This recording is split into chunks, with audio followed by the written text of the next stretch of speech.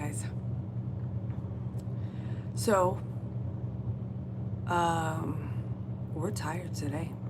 It was a long, good weekend. But geez, Monday. All right, before we get started, I want to take a moment to set the tone for what we're doing here. I'm not a professional narrator, and this channel was never meant to compete with polished audiobook productions. I started these readings because there are too many important books that don't get the eyes they deserve, because a lot of people don't have the time to sit down and read.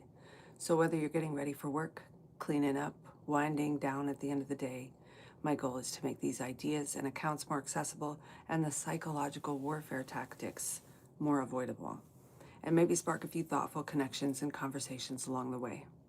Today we're continuing The Devil's Chessboard, a book that explores the life of Allen Dulles, the rise of the CIA, and the expansion of American intelligence in the 20th century.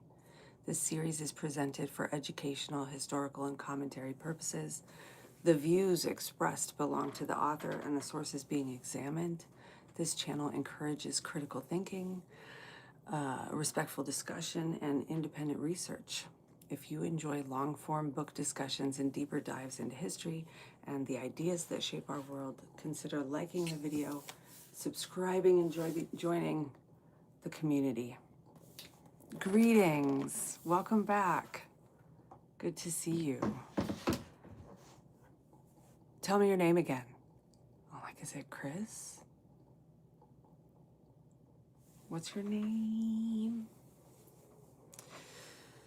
Ooh. It's good to see you either way. I like seeing familiar. I keep trying to not call them screen names because that's old school.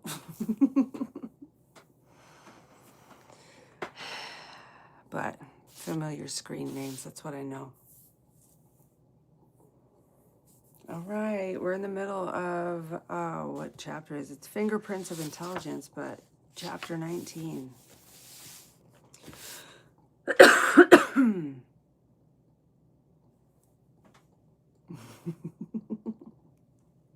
All right, is it Rod though? Is that your name? Hello, Powder, are you Chris?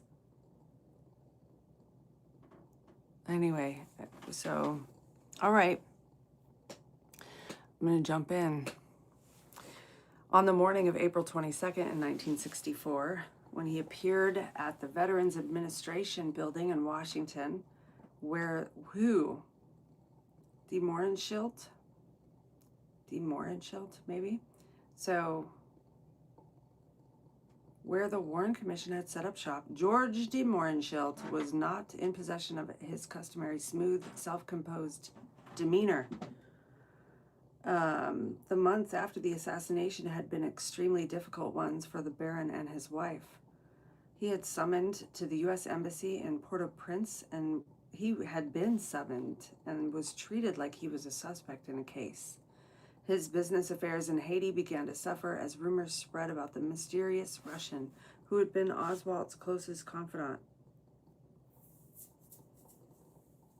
It is highly unlikely that de Mohrenschildt knew in advance about how Oswald was used on November 22nd in 1963.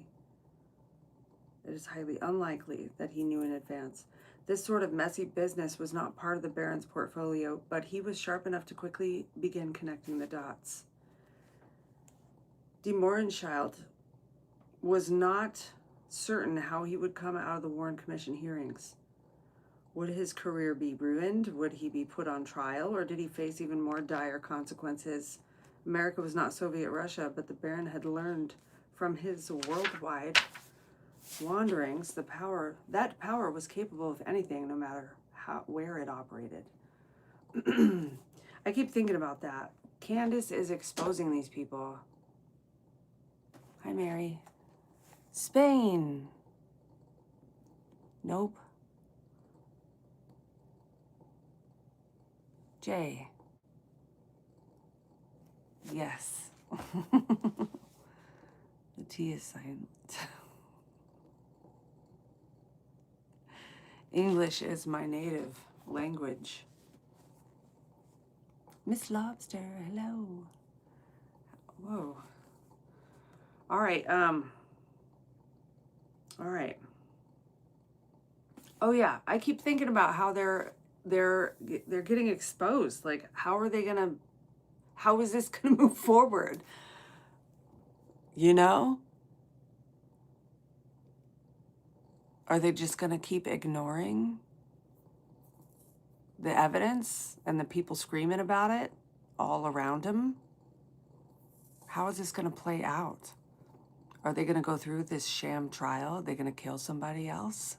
More folks?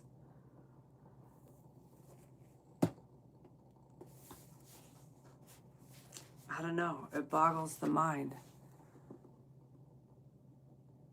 Yes, they are. The government's backing themselves into a corner, yep. Charlie Kirk. The Charlie Kirk trial.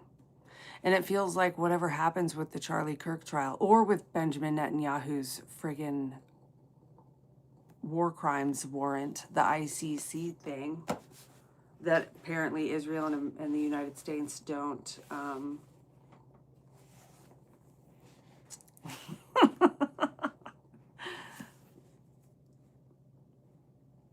I don't know, man. Find them young. Somebody said, explain to me how to get a mature woman like you. You find them young when you're young, you know, of consent, age of consent, of course.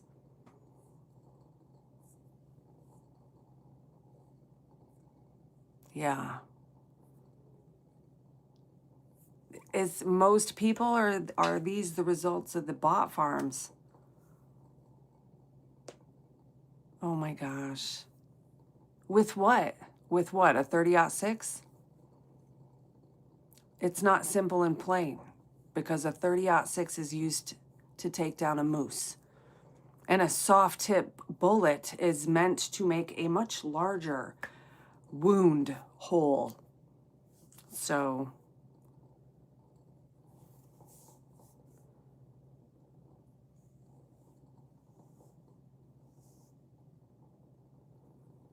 local people in northern Utah are generally accepting, of course.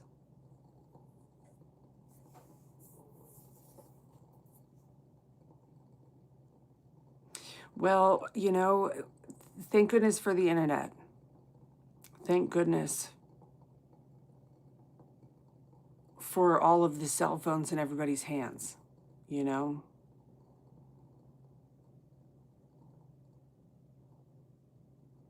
So I'm all in, wholehearted on the Rode microphone explosion.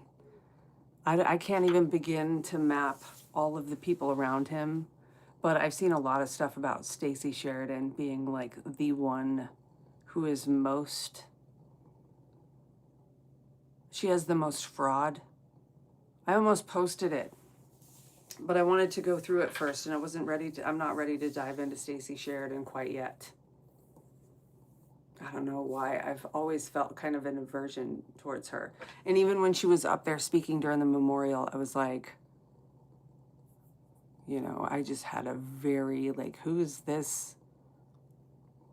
You know, if she is standing up there, I don't know. I felt that about all of them. Mikey, just the whole thing felt off. And I was so emotional. I was really hungry for like the genuine grief and the sharing that would come. Hearing Tulsi talk, I was also surprised by, at the time, what's his name? Johnson, Speaker of the House, Mike Johnson said during their separate, I don't know, it wasn't a memorial, but they all talked about him.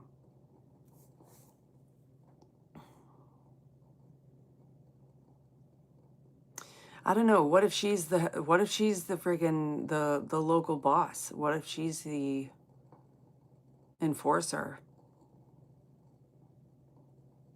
It's certainly not Blake Neff. You know what I mean? That dude is so like squirmy and little.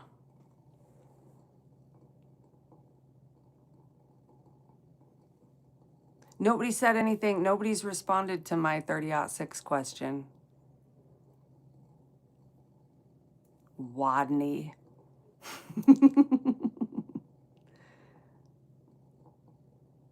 Yeah, she's one of those. She's almost like what Erica Kirk could have been had she not found herself in such a situation. You know what I mean? Hand in every pot. With piercing blue eyes and a pixie cut. Wouldn't that be interesting if Erica Kirk ended up with a pixie cut? Josh Shapiro? Do you mean Ben? Who's Josh Shapiro? Is that somebody else? Anyway, I should read. We're here for book club. I do enjoy the chats. And it was weird to see it, like, you want to say the guy did it plain and simple? Dude, I mean, anybody who's shot a friggin' 30-06 proved it wasn't a 30-06. The empirical analysis. I mean, shame on Don Jr.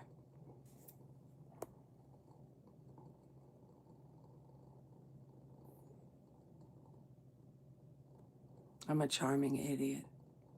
That's okay. Utah and Nevada should be combined. That's funny. That's interesting. What a thought. Josh Shapiro, Pennsylvania governor. Why? I don't know much about Pennsylvania. Not local stuff. What's happening there?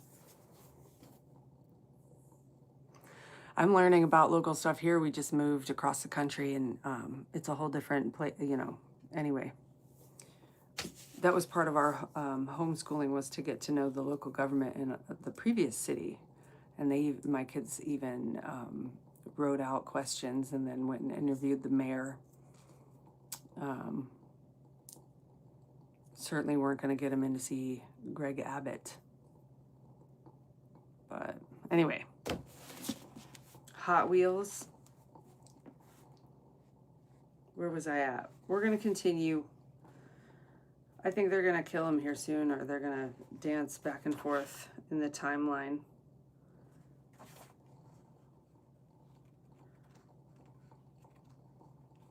The Baron found his entire experience as a star witness for the Warren Commission. That's where we're at, yeah? Nope, I didn't finish. Yeah, I think I stopped at this sentence.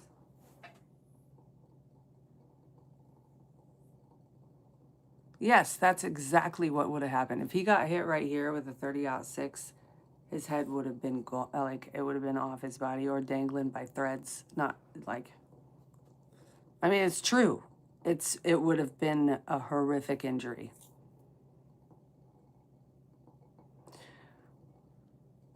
Wisconsin, right now, yeah, Wisconsin. I don't know why I started on that. Oh, I don't know. I feel weird about saying it, but I mean,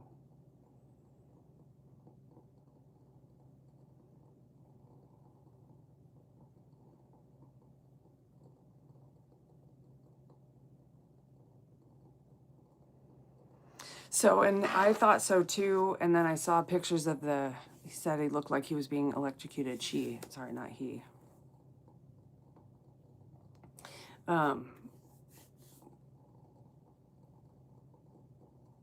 Yeah, I thought, and I saw it looked like maybe burning on his hands or something. And there was scorch marks. Other people were talking about, man, I wonder if I have those screenshots. But right from jump, like,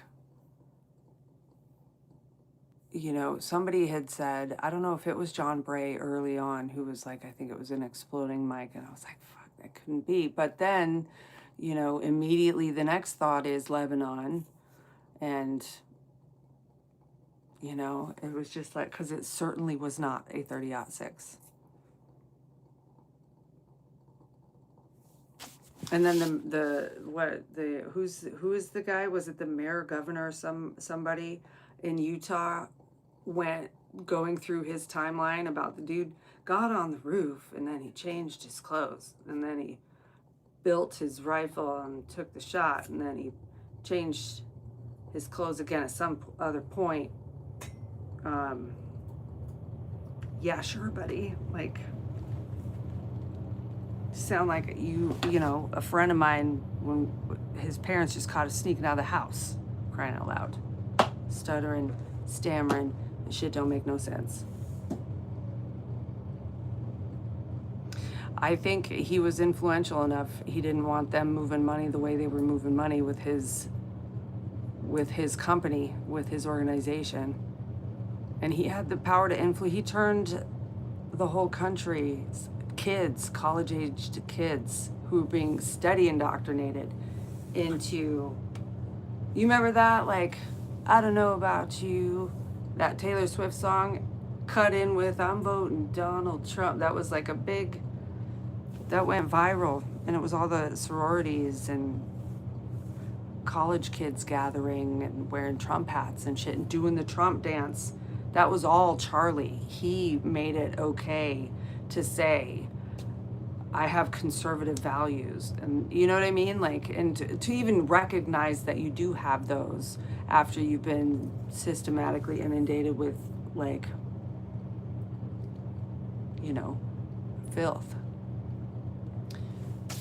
Legitimate filth poured into us. It starts in kindergarten. Yeah, the day after they paved over the side. I'm a candy cultist? I'm a friggin' idiot? Give me a break. Don't even hear that shit anymore. Yeah, rituals aren't isolated. I don't know what you said. Allie is Miss Lobster, but I don't know what you said. But I even feel like big sporting events are rituals. Get everybody screaming in the same direction, orchestrated, maintaining focus. It's like a giant mouth of Kali, a big sports stadium. Harnessing energy and whatnot.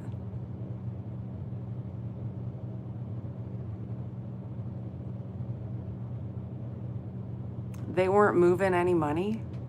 Okay. All right. That's funny. Cable dog. Well, I appreciate that. I encourage that here. I encourage discussion. I encourage people who disagree talking about it. Like, and that's, you know, I see how important that is. But if you just come on and say I'm a cultist or an idiot, like, it's because you got nothing else to say? Certainly. Yeah. Yeah, for sure. All right, I'm going to get to reading because we're learning about the behind the scenes of, we're learning what they want us to feel like we're glimpsing under the curtain, but I think there's just another curtain. So, Dr. Mohrenschildt was quite anxious when he entered the hearing room that morning. His eyes fixed immediately on Allen Dulles. The spy master did not interfere in the proceedings that day, observed Mohrenschildt, letting Jenner handle the interrogation. Sheesh. But the Baron found Dulles' silent presence to be unnerving, kind of like having Don Jr. in the courthouse in front of that stinking judge. He was there as a distant threat. It's an old tactic and so relevant. So, was the mere presence of Dulles looming over the proceedings a reminder that de Mohrenschildt must carefully mind his words? And maybe that's why that what's her name? Jennifer Falau? I forget, and I don't, but she's the one who was on Netflix's series. Everybody's telling me, you're wrong, you didn't even check. And I'm like, okay, I saw it. Candace said it. What was the other thing I was wishing she would have brought up? There was one other thing that I was like, oh yeah, Blake walking in with a group of dudes with an entourage. Mikey McCoy was walking in before them. I'm not doing much reading here. Anyway, but somebody was like, Mikey was with them. That other bald guy, the cop or something, wasn't part of him. I don't think Mikey was in on it, dude. The way he was falling all over himself, that looked pretty genuine.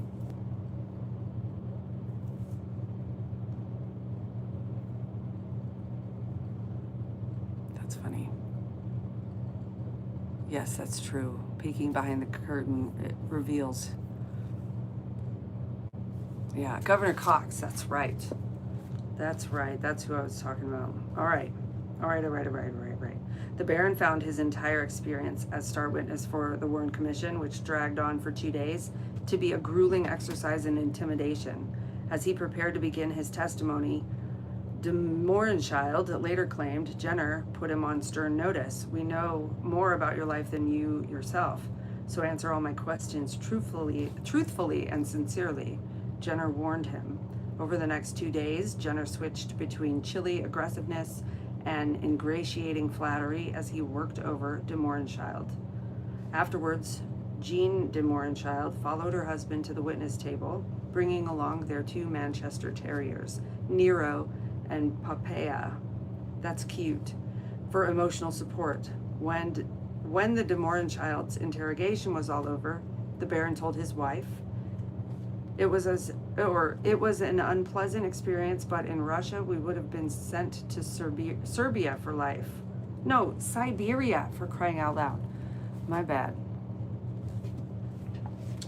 All right, Siberia. Anyway, Jenner raked over the most embarrassing details of the Mohrenschildt's private life, but he stayed absolutely clear of his espionage connections. The Baron realized just how thoroughly the commission had penetrated his personal life when Dulles got his hands on private correspondence that de Mohrenschildt had exchanged with the First Lady's mother, Janet, following the Kennedy assassination. After divorcing Jackie's rakish father, Black Jack Bouvier, Janet had married Washington stockbroker Hugh Auchincloss, whose family fortune derived from his grandfather's Standard Oil partnership with John D. Rockefeller. De Mohrenschildt was forced by the Warren Commission to read out loud from his own letters to Janet Auchincloss, whom he had known from the time that her daughter was just a girl, romping on the sands of Long Island's Gold Coast. Jenner put the Baron on the spot, asking him to explain why he had questioned Oswald's guilt in one letter he sent Jackie Kennedy's mother.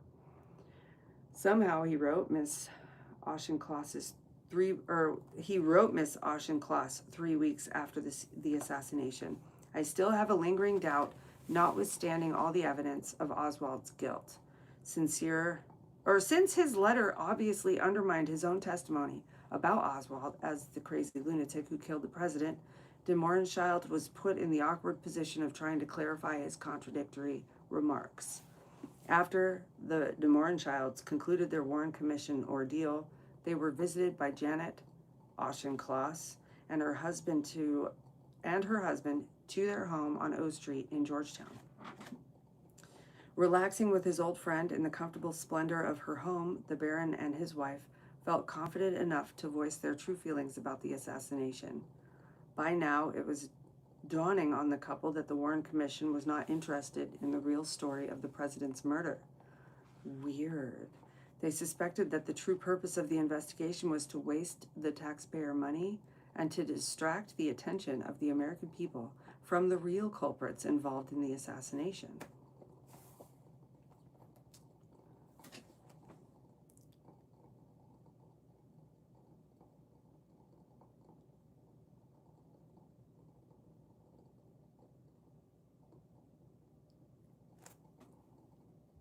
He's under extortion, probably a lot more than that.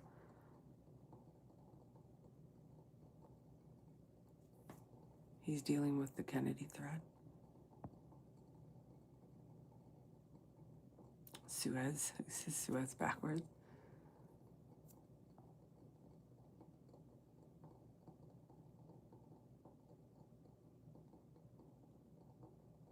I am a lost divine. Go back and research Donald Trump's first term research who he didn't get along with. Ouch, I haven't looked at it.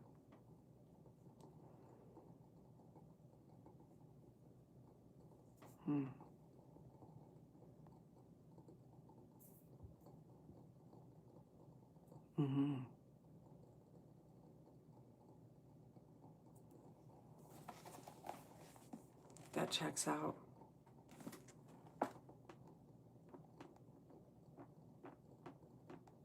June Diaz? June Diaz? What can I call you? June?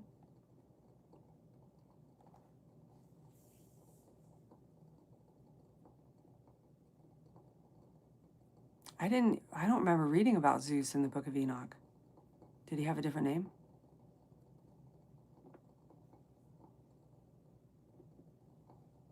I don't remember Zeus in the books of Enoch. We read all three. Allie, do you remember Zeus? Am I just blanking?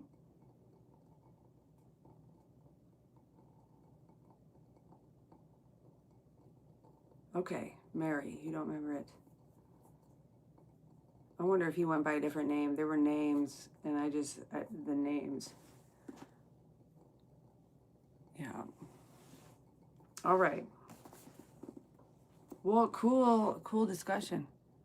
Your action to what I'm saying, divine, lets me know you know that I'm the truth. I have no quarrel with you. I just know politics leads up to everything leads to religion.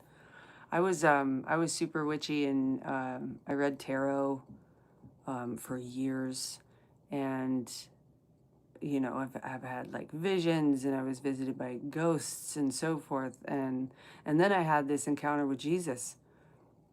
And I feel like it's because I was doing the CIA meditations to astral project and remote view, and all of those things kind of came easy to me as a kiddo, and it just stuck with me. And then I feel like even all wormholes lead to Jesus, or to the divine, or however it presents for you. I do believe it presents differently for all of us because of what we're willing to grasp, or the things we use to identify said things.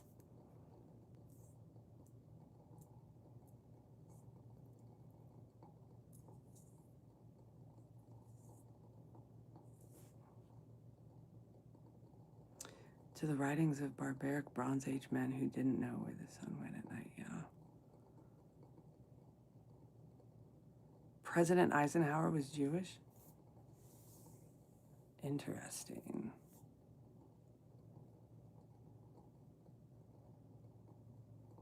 Yeah, I was on the list. I have a list of books to read during book club, and the Book of Thomas is on there. I think I added, without mentioning it, the Gospel of Mary.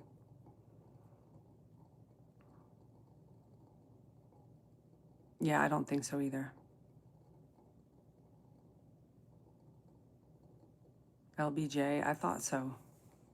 All right, let's keep going. I feel like, yes, after the De Morin Childs concluded the Warren Commission ordeal, yep. They suspected that the true purpose of the investigation was to waste taxpayer money and distract him. Jean risked upsetting the civility, his wife, of the gathering by directly challenging Miss Archencloss. Why don't you, the relatives of our beloved president, you who are so wealthy, why don't you conduct a real investigation as to who? Gosh, this is just reading in present tense. Sorry. Why don't you conduct a real investigation as to who was the rat who killed him? Miss Archencloss regarded Jean coldly, but the rat was your friend Lee Harvey Oswald. Ugh, sounds like Erica. She was in no mood to be lectured by friends of Oswald. Upstairs in her attic, Miss Archencloss was still keeping the blood-spattered pink Chanel suit that her daughter had worn in Dallas.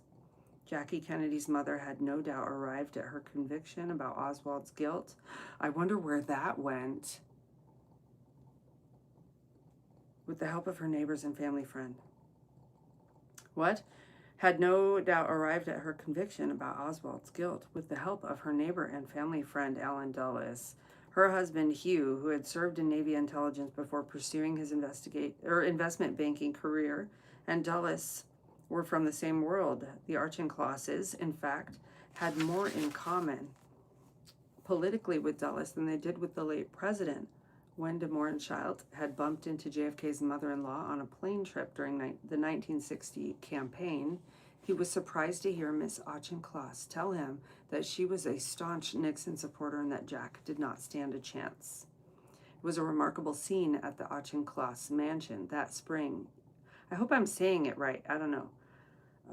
That evening in 1964, fresh from their cowardly performance before the Warren Commission, the de Mohrenschilds were now urging JFK's in-laws, who had never supported him politically, to show some moral courage and use their wealth to solve the crime. Despite how his wife had been rebuffed, de Mohrenschildt continued to argue the point with Miss Auchincloss. Janet, you were Jack Kennedy's mother-in-law, and I am a complete stranger. But I would spend my own money and lots of time to find out who were the real assassins or their conspirators.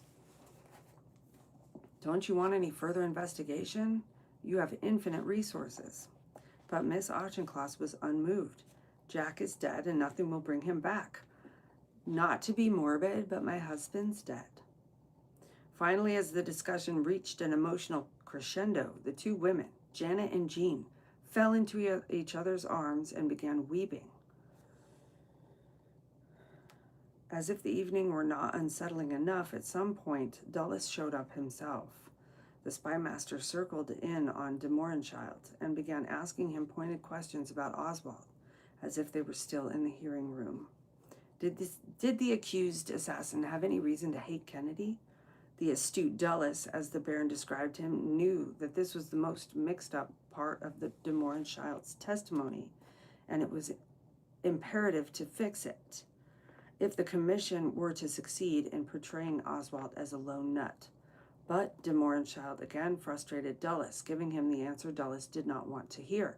No, he said, Oswald did not hate Kennedy. In fact, he was an admirer of the president. At this point, Dulles would have certainly noted that despite his accommodating performance before the Warren inquiry, George de Mohrenschildt might pose a problem further down the line. Later that evening, as the de Mohrenschildts took their leave, Janet Auchincloss took the Baron aside. Incidentally, she said in a voice now tinged with frost, my daughter Jacqueline never wants to see you again because you were close to her husband's assassin. It's her privilege, was the Baron's curtly reply. It was the beginning of another kind of exile for the rootless cosmopolite, who would find himself increasingly banished from the high society world that he depended on for contacts and contracts. It all seemed grossly unfair to the Baron. His only sin had been to believe his CIA friend Moore when Moore told him that Oswald was merely a harmless eccentric who needed some friendly supervision. De Mohrenschildt prided himself on his worldliness, but in the end he realized he had been used, just like Oswald, who, after being taken into police custody, had shouted out frantically that he was a patsy.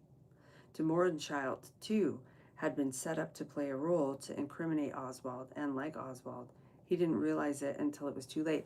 Is Lance Twiggs de Mohrenschildt? He was put in Tyler's life in order to then be a person who steers him or the discussion, who steers the testimony. And because of what trouble they had with de Mohrenschildt, they then pre-recorded the testimony so nobody could ask any further questions. Hi, Craig. Y'all. I just want to invoke the name of Jesus Christ because I see all these demon names being typed out, and I just want to cover us all in that energy. Christ is King.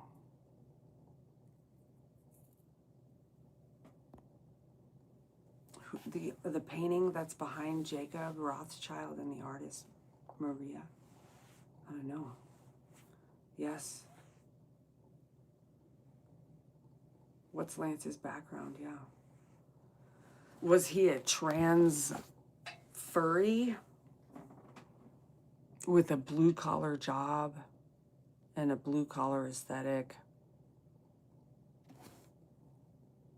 You missed my prayers. Yeah, I didn't know. I I pray before I go on. So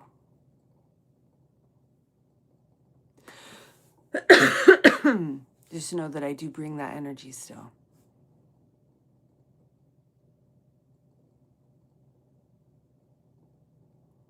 Hi, Sam.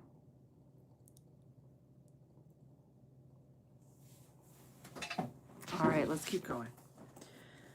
I've been stuck in the chat for most of this reading. 35 minutes deep. I bet you we spent 10 minutes reading. If that. It's her privilege. So in the beginning of another kind of exile. Yeah, oh yeah, and I was piecing it together. De Mohrenschildt is Lance Twiggs for Tyler the Patsy. I'm a patsy, I'm a patsy. I didn't realize he was yelling that. Dr. Mohrenschildt had described Oswald to the Warren Commission as a semi-educated hillbilly.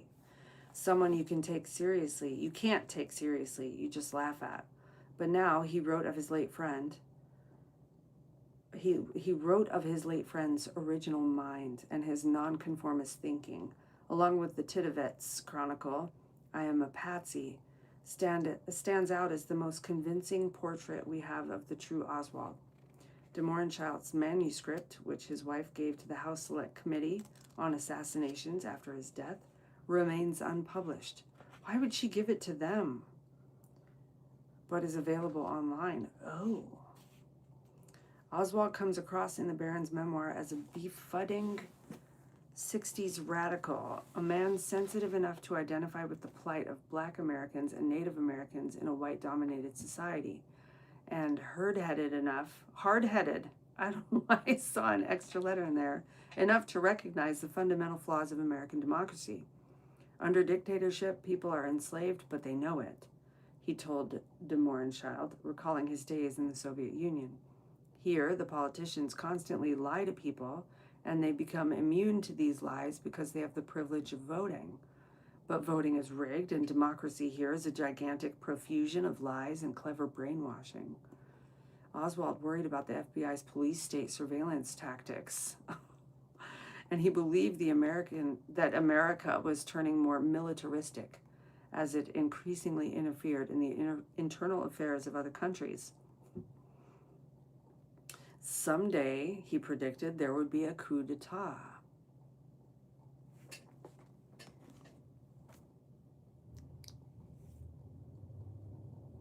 Who are we talking about?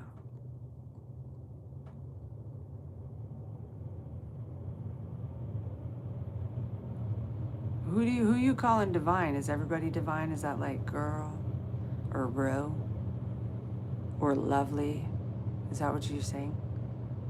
My love, divine creature. What are you saying? Being a fallen angel is the least of my worst. Oh, are you talking about divining rod? Oh, jeez. All right, I'm gonna keep reading. I'm sorry. I'll catch up in the chat in a bit here.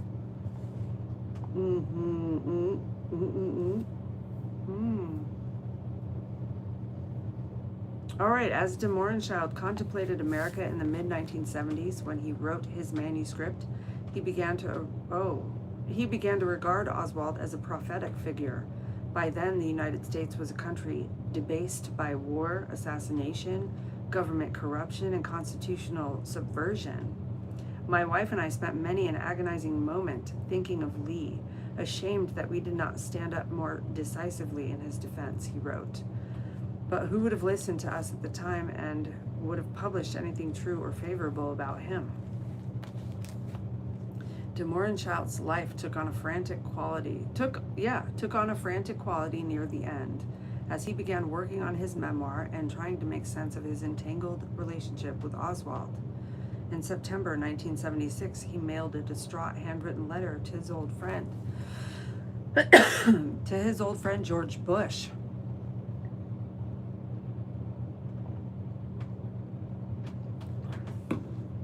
So this is Bush Sr.,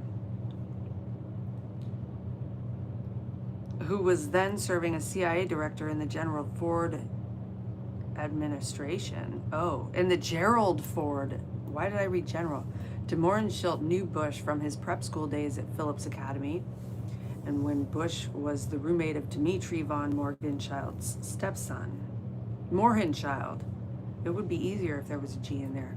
Now the Baron was appealing to the CIA director's sense of family and class loyalty to help him. De Morgenchild claimed that he and his wife were the targets of some sort of harassment. Our phone is bugged and we're being followed everywhere. We're being driven to insanity by the situation. De Morgenchild thought the surveillance campaign began after he suffered the death of his second child from cystic fibrosis. His daughter, Nadia, a traumatic event that had made him start behaving like a damn fool and delving into his painful past. He began to write stupidly and unsuccessfully about Lee Harvey Oswald. De Morgenchild told Bush, "And I must have angered a lot of people I don't know. But to punish an elderly man like myself and my highly nervous and sick wife is really too much." The Baron ended with a forlorn plea. "For old time's sake, could you do something to remove the net around us? This will be my last request for help and I will not annoy you anymore." Bush sent back a sympathetic reply assuring de Morgenchild that he was not the target of federal authorities and blaming his troubles on renewed media interest in the Kennedy assassination and overly inquisitive journalists. By the following March, the 65-year-old de Morgenchild was separated from his wife, struggling with depression and living with family friends in a wooden bungalow tucked between the more luxurious mansions that stretched south of Palm Beach. His testimony was once again in demand, and this time from the House Select Committee on Assassinations, whose investigators were showing a keener interest in the truth than the Warren panel had. On the morning of March 29, 1977, committee investigator Gayton Fonzie rolled up outside the dark shingled beach house, and when told that de Morgenchild was not at home, the congressional staffer left his card with the Baron's daughter, Alexandra.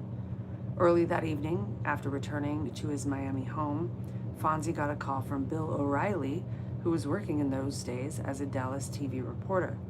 O'Reilly had some stunning news. George de Morgenchild had been found dead at home, his head blown apart by a blast from a 20-gauge shotgun. Fonzie's card was found in the dead man's pocket.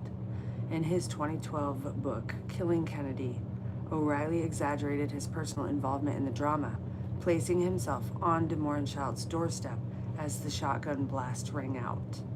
A subsequent news report pointed out O'Reilly was actually in Dallas at the time. And that just skyrocketed him into his position.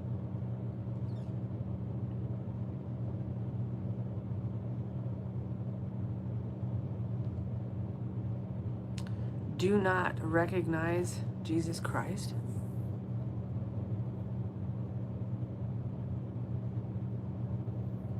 What is my definition of innocent? A baby. I don't know. Children are the definition of innocent.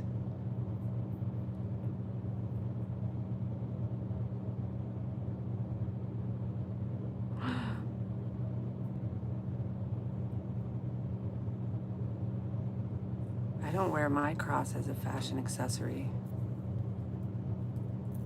Can I show it to you? This means a lot to me.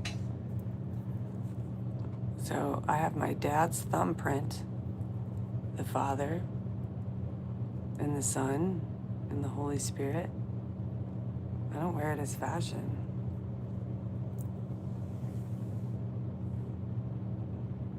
I've missed you too, Craig.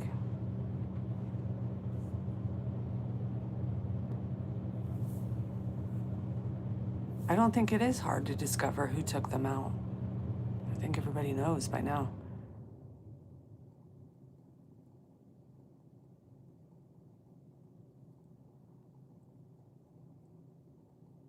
Praising the death of Jesus. But he died and then was resurrected, so that's a pretty powerful moment.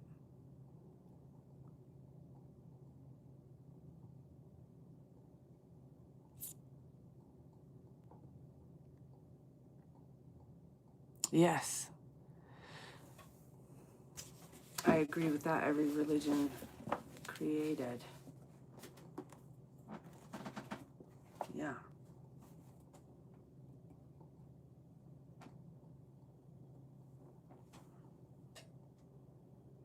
All right. The Palm Beach County coroner ruled DeMorgan Child's death a suicide, but his violent demise incited heated public speculation for a time. His death came amid a flurry of other sudden exits during that season of renewed congressional inquiry into the Kennedy case.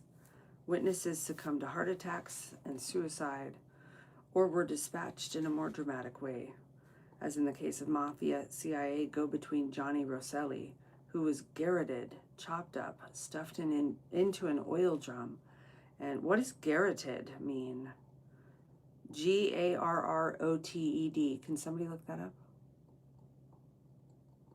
Yeah. Yes, Craig.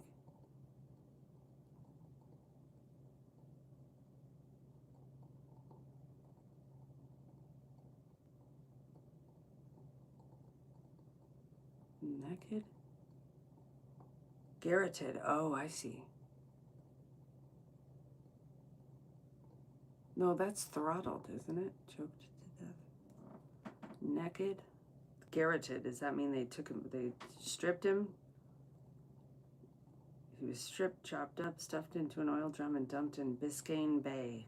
Some investigators felt the rising mortality rate of Kennedy witnesses was connected to the creeping dread in Washington that justice was finally to be done. That creeping dread has to be happening today. Was DeMorgan Child murdered before he could begin talking to the House Assassination Committee? Or did he take his own life in atonement for what he had done with it? Either way, he was no more victim of the past. He was one more victim of the past. Jeez. If a legend was being woven around Lee Harvey Oswald, there was nobody who did more to move Oswald's story along during those days in Dallas, besides George DeMorgan Child. There was no one who did more to move his story than George DeMorgan Child, other than a young housewife named Ruth Payne.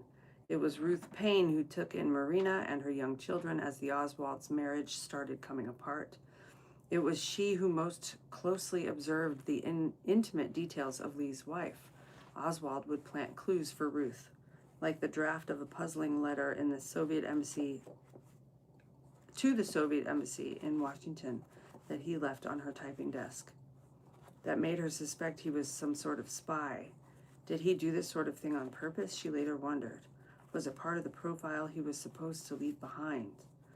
Ruth was the curious type, you could say even a busybody, the sort of woman who felt she could set the world straight, and it was her obligation to do so.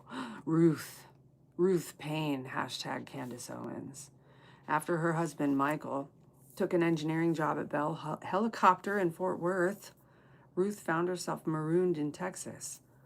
Oh my gosh, there was a Bell Helicopter, I don't know, hangar, business, hub in Amarillo. Anyway. She was marooned in Texas, a lonely, liberal arts-educated Quaker from up north who was stuck in cowboy culture. Her isolation only grew when she and Michael began drifting apart, and he moved out of the family house into his own apartment in September of '62. Michael must be their kid. So when a friend invited her to a party at his house the following February, Ruth eagerly agreed to come. Among the other guests who would be there, she was told, was a young couple recently arrived from Russia. Ruth had taken up Russian several years before, and here was an opportunity to polish her skills with people more fluent than she. It was the DeMorgan Childs who brought the Oswalds to the party and introduced them to Ruth. Later, JFK conspiracy researchers made much of this, suggesting that it was not just an introduction, but a handoff as the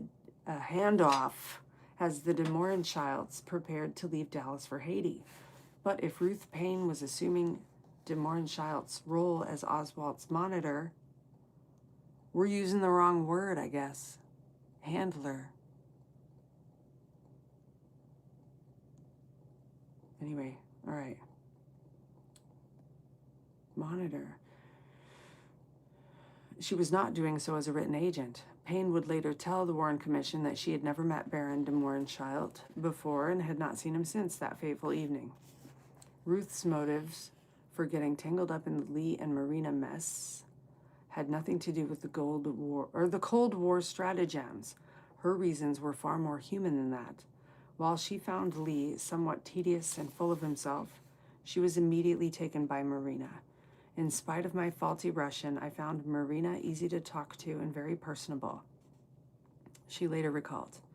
Ruth got Marina's address and wrote her soon after, asking if she would come visit her sometime. It was the beginning of a friendship that would change both women's lives forever. Decades later, Payne collaborated with author Thomas Mallon on a best-selling book intended to prove that there was nothing conspiratorial about the events in Dallas, only a kind of terrible serendipity. A generous young mother takes in the family of the future assassin of President Kennedy, and her life is never the same. End of story. Except that it wasn't. Ruth's story was far more interesting than that. Payne is a woman of stubborn conviction, even in quiet retirement at a pleasant Quaker-run home in Northern California. She continues to dismiss all evidence of a conspiracy in Dallas as nonsense, and in contrast to de Mohrenschildt's late-life conversion, she still insists on Oswald's guilt as the sole assassin. She still wears the same sensible bobbed haircut that she supported in Dallas. Okay, I thought she was like, she wanted to seek the truth, but here she's seeking the truth and came to this conclusion. Despite her advanced age, she holds herself erect with the fierce determination of a woman who refuses to bend to time or to new information about her storied past. During a recent visit to her home, some 50 years after the assassination, there was only a fleeting moment when Ruth acknowledged that Oswald might have been a pawn in a historical drama much larger than himself. When her visitor suggested that dreamy-eyed adventurers like Oswald can become easy prey for those with cynical intentions, she quickly nodded. My parents had a name for that. Shut-eyed liberals. It's a term that applies equally to Ruth Payne.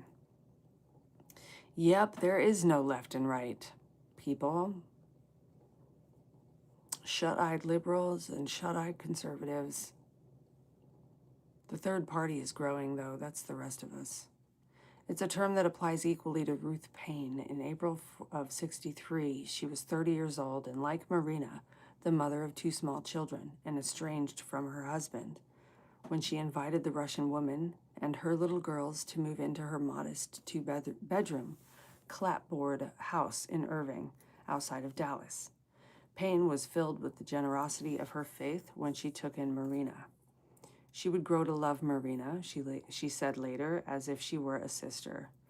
To some, it seemed that Ruth was also romantically infatuated with her exotic house guest, who exuded a kind of seductive distress.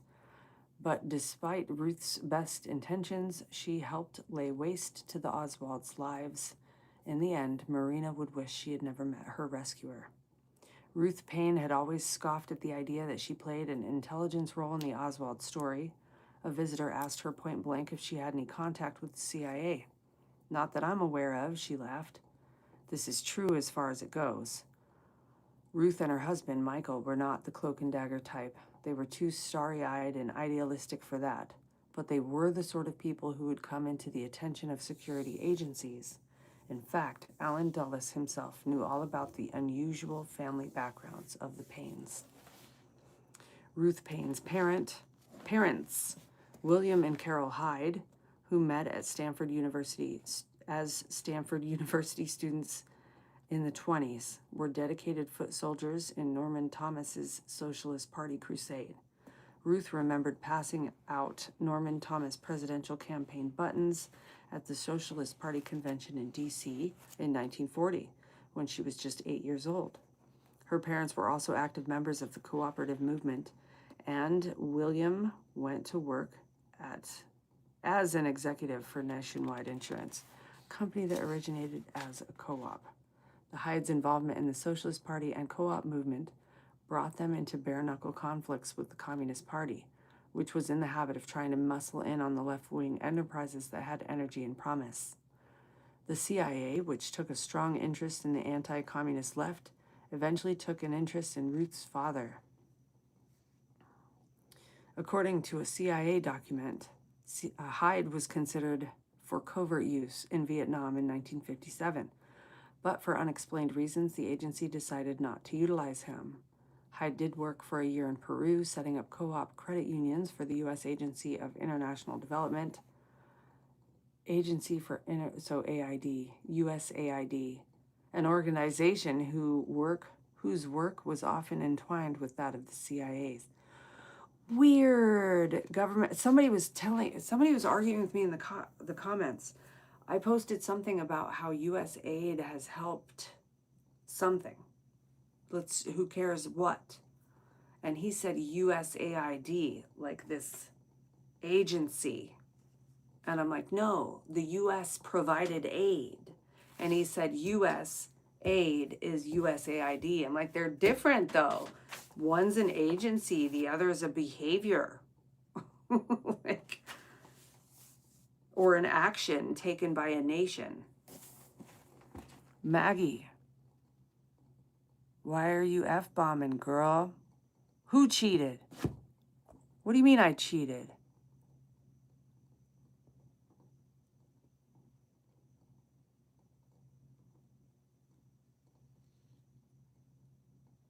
What are we doing? What did I cheat? How did I cheat?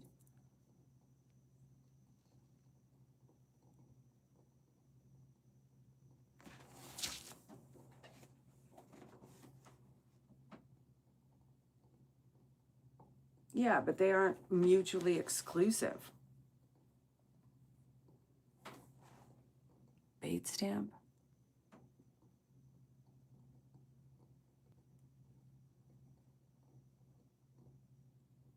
Yes. Yes. And how after the Black Lives Matter movement, that BLM eminent domain Bundy Ranch stuff disappeared. They're fishing. Anyway. Oh. Anyway. I don't know how I cheated though. What do you mean? All right. That co-op scenario stuff, that made me think, and I started stuttering because my brain went to how in my kindergarten and first grade years I went to a co-op school. I'm like, you don't see those much anymore. That must have been a dying breed, I guess. All right, and we just started with the age of, all right, government documents suggested that Ruth's sister, Sylvia, later went to work for the CIA, and Sylvia's husband, John Hoke, was employed by the Agency for International Development. In short, the young Dallas housewife who took the Oswald family into her care was not simply a Quaker do-gooder, but a woman with a politically complex family history. She grew up in the strongly anti-communist wing of the American left that overlapped with the espionage world. Ruth Paine was not an operative herself, but there was a constellation of dark stars hovering all around her, even if she chose not to pay attention. But it was the family background of Ruth's husband, Michael, that most directly overlapped with Allen Dulles' world. Mary Bancroft, Dulles' mistress, was one of the oldest friends of Michael Paine's mother, also named Ruth. Michael's parents, George Lyman Paine Jr. and Ruth Forbes Paine, were the kind of odd ducks that Mary liked collecting, quirky offspring of prominent New England heritage, with minds as restless as hers. Lyman was an architect and a gentleman's Trotskyite, whose political activities earned him a place in the FBI's watch list. I don't know why I was stuck on that, except for it made me think of the Trotsky Bolshevik situation. Anyway, Ruth Forbes Paine hailed from a Boston blue blood family that had made its fortune from the China tea and opium trade, and counted Ralph Waldo Emerson among its progenitors. Progenitors? She would give herself over to the pursuit of world peace and the exploration of human consciousness. Okay, and counted Ralph Waldo, oh, shit, let me start over. Ruth Forbes Paine. I'm gonna take a break. What are we in? Yeah, we're an hour in, so let me take a little break. Let me take a little bitty break. Let's see, did you tell me how I cheated? Nope.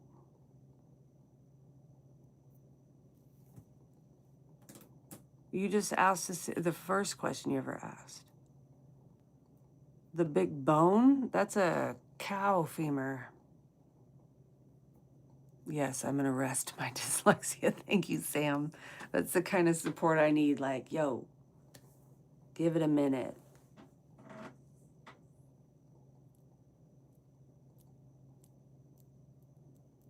I collect bones, by the way. Yes.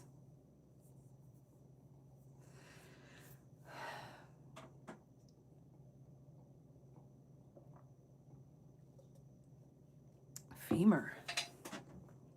Wow. Femur. That's the hip socket.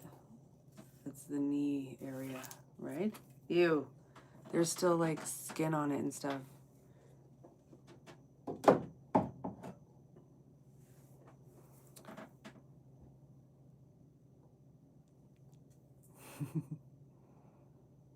Yeah, it's the big one. Well, I'm glad that you guys enjoy it. I'm glad to see. I've made friends here, and I love that part the most.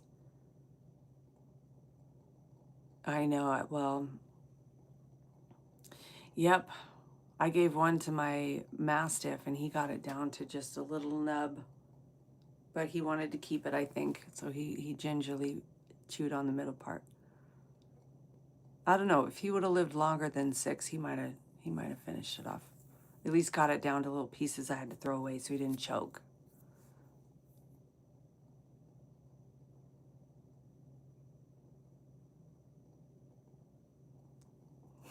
Same. So I went shopping. I went shopping with my mother and sister-in-laws, and in a lot of high-end stores, or maybe it was a couple at least, a couple, not high-end stores at the Mall of America. They had lobsters on stuff. What kind of dog do you have? I have a border collie now. My Mastiff was 68 pounds. Yeah, I know. I tried to give him like canned fish and I don't know. I think he had kidney trouble, and I got him on meloxicam, and he died within days of starting that medication.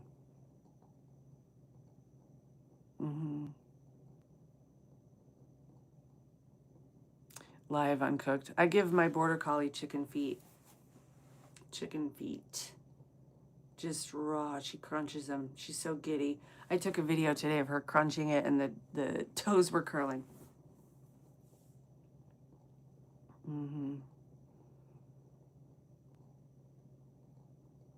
Good night, Mary.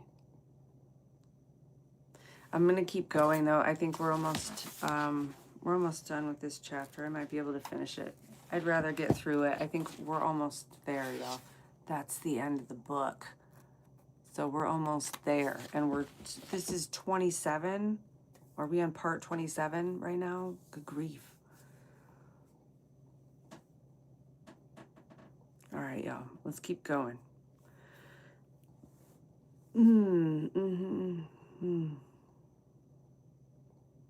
She liked collecting odd ducks.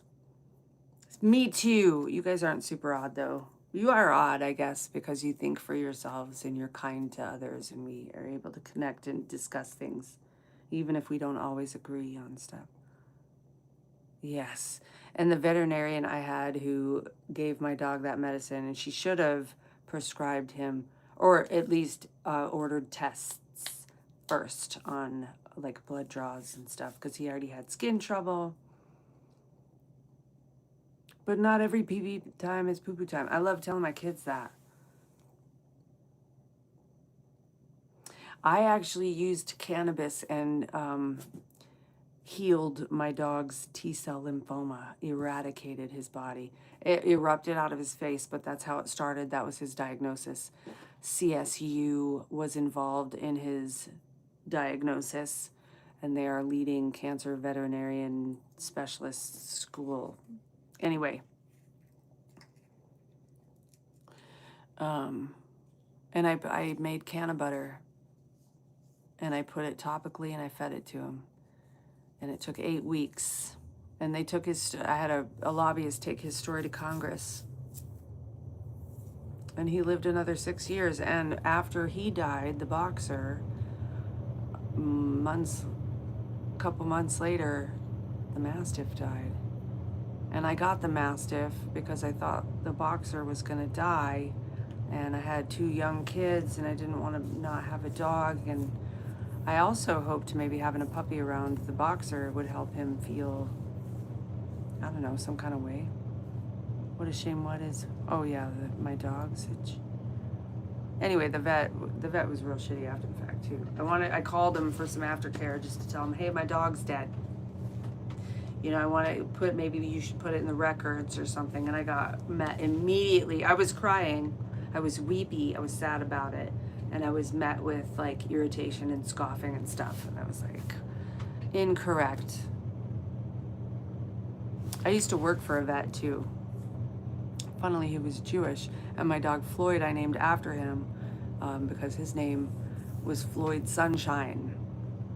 And he was a blue-eyed, he was white-haired at the time, but I guess he was a blondie, blonde-haired, blue-eyed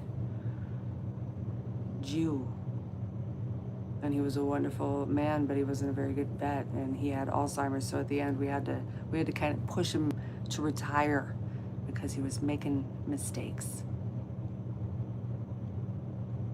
What after the meloxicam? The cancer, that was a different dog. Floyd had the meloxicam. He died days after starting it. Brutus, he was just a purebred German blockhead boxer, and probably some inbreeding there, but I mean, for sure, always with purebreds. So I don't know, but I mean, that was incredible. I'll post the slide they presented of him at Congress in my community area.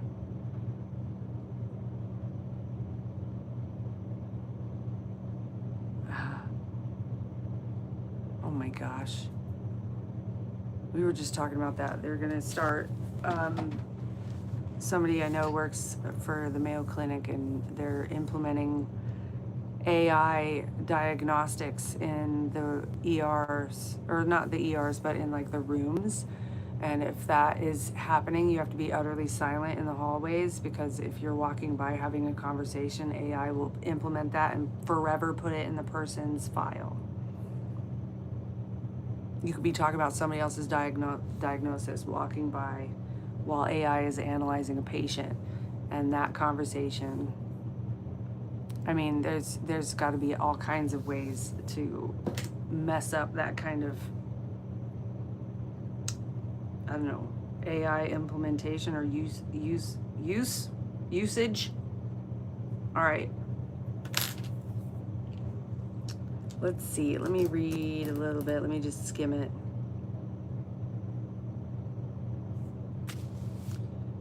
Trotskyite. Ruth Forbes Payne hailed from a Boston blue blood family. That's the sentence that got me the last time.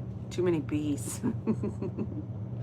That had made its fortune from the China tea and opium trade, and counted Ralph Waldo Emerson among its progenitors. What's that? Progeny? She would give herself over to the pursuit of world peace and the exploration of human consciousness. In the 1920s, Mary was a regular at the salons presided over by Lyman and Ruth in their spacious studio apartment on the Upper East Side. Gatherings that drew a colorful menagerie, including artists, trust fund revolutionaries, truth seekers, and other devotees of the esoteric. Ruth Forbes Payne came from such established Yankee wealth that her family owned its own island, Nationalist Island off Cape Cod. After she and Lyman divorced, Ruth took her sons Michael and Cameron to summer on the island. The Forbes family often extended invitations to their circle of friends to join them in the cottages at their private paradise. Among those invited to Nationalist Island by Ruth Forbes Payne were Mary Bancroft and Allen Dulles. As the Warren Commission went about its business, Mary wrote Dulles chatty letters about the Forbes and Payne families and their horrified reactions to the events in Dallas, as if she were back in wartime Switzerland and still filing espionage reports. Bancroft reminded Dulles that she had known Michael Payne's mother extremely well for over 40 years and had spent summers with her on Nationalist Island. She enumerated the family's many lovable oddities and their sense of grand entitlement. I was always fascinated by those proper Boston homes and by the Forbes family at Nationalist, where I spent a lot of time, wrote Mary in March of '64. In a letter to Dulles. In those homes, anyone could say absolutely anything. Everything was accepted and examined. One met labor leaders, pacifists, Negroes, everything but Catholics. Lyman Payne, Ruth's first husband and Michael Payne's father, came from a similar background. Authentic, proper Bostonians, the kinds of people who still believe today that the U.S. is their invention on lease to all the rest of us. Who? Lyman Payne and Michael Payne's father also came from us. Okay. Anyway, in a letter to Dulles, Mary summed up the privileged and politically eccentric world of the Paynes by making a devastating comparison, one that had certainly already occurred to Dulles. I would only like to point out that this is the same kind of background that one runs into with both Noel Field and Alger Hiss, this Quaker early American family thing. Dulles knew this type well. He had a history of putting such people to good use. They were the blissful do-gooders who later wondered how they had stumbled into history's grinder. It was another striking coincidence in the endless, enigmatic Oswald story. The housewife who took the Oswalds under her wing and married into a family. The housewife who had married into a family whose foibles and weaknesses were well known to Dulles and his mistress. Ruth Payne was aware of her mother-in-law's connection to Bancroft and Dulles. Her mother-in-law, in fact, had told her that she invited the couple to enjoy a getaway on the family island. But with typical obstinacy, Ruth refused to see any particular significance in the Dulles link to her family. Dulles himself acknowledged that flat-out weirdness of those curious facts, and in his own characteristic fashion, simply laughed it off. The conspiracy-minded who would have a field day would have had, the conspiracy-minded would have had a field day, he chuckled, if they knew that he had visited Dallas 3 weeks before the assassination, that he had a personal connection to the woman whom he identified as Marina Oswald's landlady. But Ruth Payne was more than that. She was also the woman who, the months before JFK's arrival in Dallas, informed Lee about the job opening at the Texas School Book Depository, the warehouse building that loomed over the final stretch of President Kennedy's motorcade route. Ruth had been told about the warehouse job by a neighbor. The building was owned by yet another intriguing character in the Oswald drama, right-wing Texas millionaire David Harold Byrd. D.H. Byrd received scant attention after the Kennedy assassination, despite his building's role in the crime. The Warren Commission never questioned him, and reporters did not profile him, even after the millionaire took the odd step of removing the 8-paned window from which Oswald allegedly fired his shots. Oh, you mean they paved it over? Oh, he removed the 8-pane window from which Oswald allegedly fired his shots at Kennedy's limousine and hanging it in his Dallas mansion. He hung it. Byrd said he feared that souvenir hunters might steal Oswald's so-called sniper perch from the book warehouse, but he displayed the infamous window in his own home like a trophy. Byrd's name was woven through the... Where did those pavers... No, where did that dirt go is what I meant. There we go, Miss Chris. Who is that? Pitbull, you're Chris? All right. Like I knew it was with a K. Yep. Told you building owner was linked to JBL. Yep.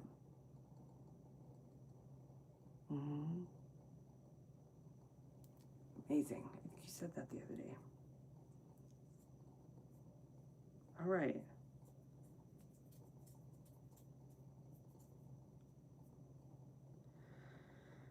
Byrd's name, was woven through the turbulent politics of the Kennedy era. He was a crony of Lyndon Johnson and a cousin of Senator Harry Byrd of Virginia, a white supremacist and a leader of the rising conservative movement. He also belonged to the Suite 8F group. Suite 8F group. Suite AF. Anyway, an association of right-wing Texas tycoons that took its name from the Lamar Hotel room in Houston, where they had held their meetings. The group included George Brown and Herman Brown of Brown and Root, a construction giant built on government contracts, and other military industrialists and oil moguls who had financed the rise of LBJ.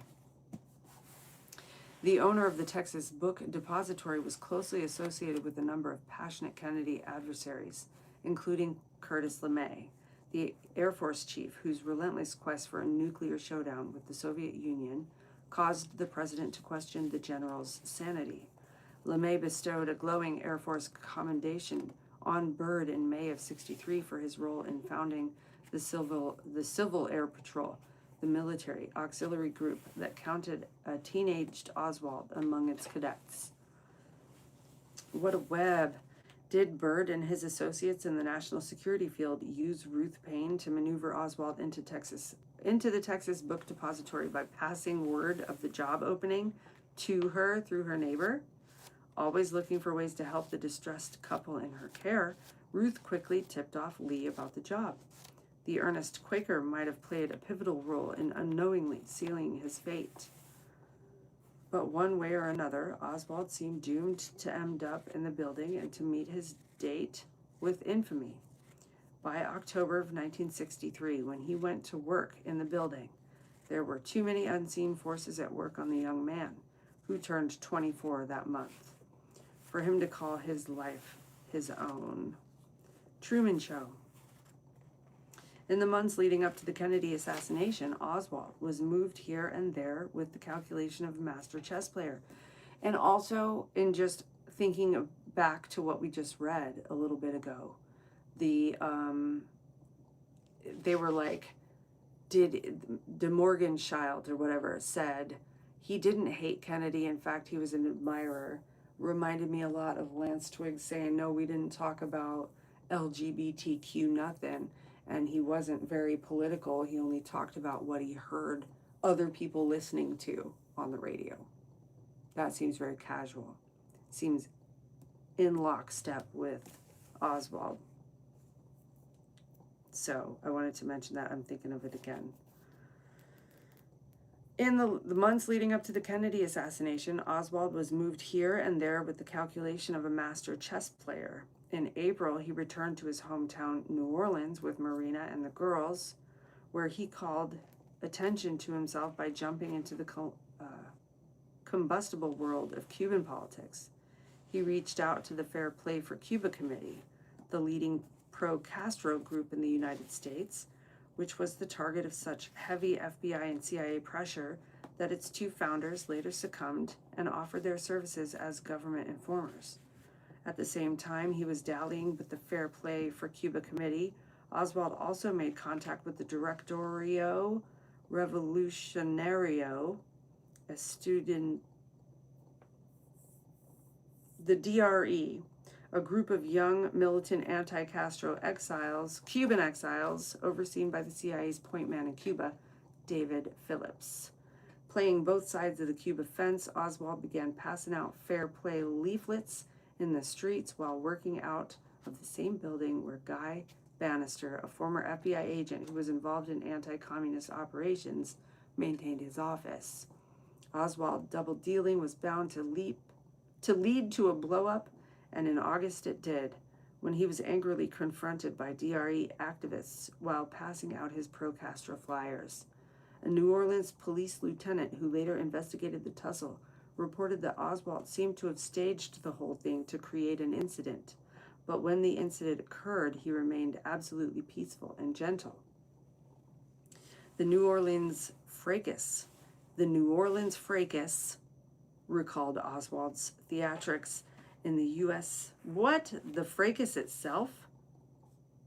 The New Orleans fracas recalled Oswald's theatrics in the U.S. Embassy in Moscow, where he had announced his defection.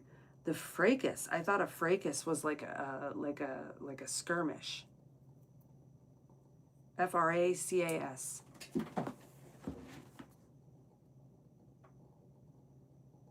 You know, oops, I almost said a super identifying thing, but I don't know if you remember me talking about how significantly adjacent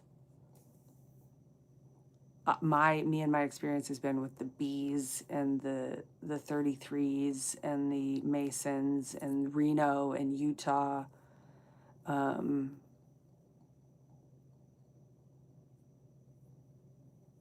It all feels like it hits home.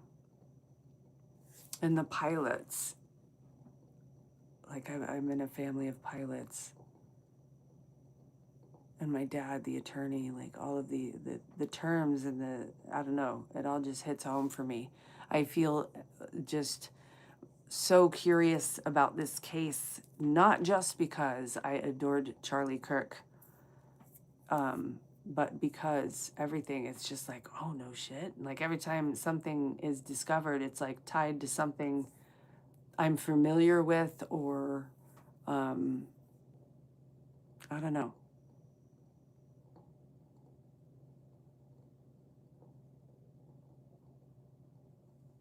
Jesus is the Messiah. Whatever name. A rose is but a rose.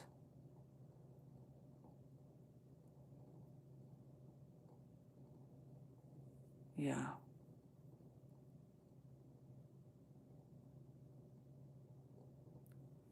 All right.